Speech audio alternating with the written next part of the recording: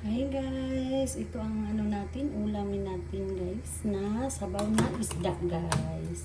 Buto-buto lang ang ano natin, kaya yan man lang ma-afford natin, di ba? Ayan guys, yan ganyan. Yan.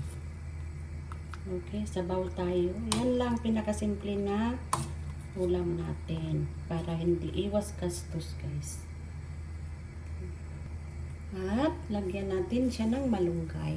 Kunting malunggay lang guys. Okay. At saka isabay na rin natin.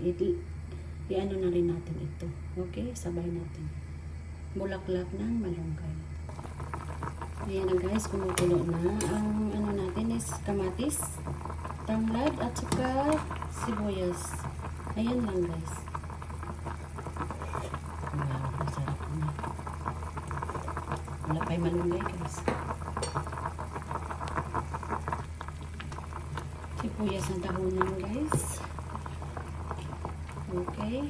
Sabay na rin natin yung dahon ng sili at saka yung bulaklak ng malunggay. Okay. Lahat ng malunggay guys. Okay.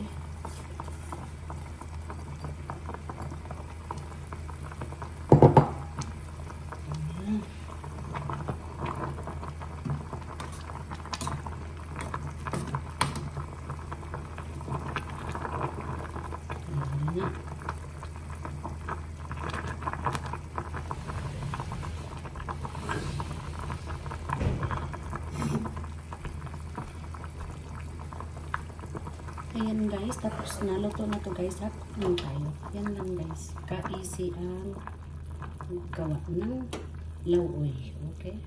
Tikman. Ayay. Talagang probinsya tayo guys. Thank you for watching.